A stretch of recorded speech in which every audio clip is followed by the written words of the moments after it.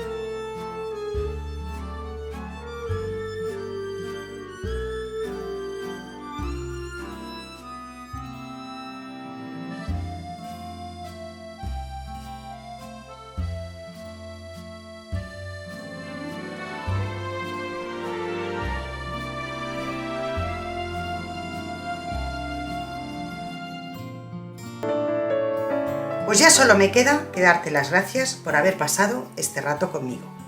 Espero que lo hayas disfrutado tanto como yo al prepararlo. Cuídate mucho, un beso muy fuerte y nos vemos en el próximo tutorial.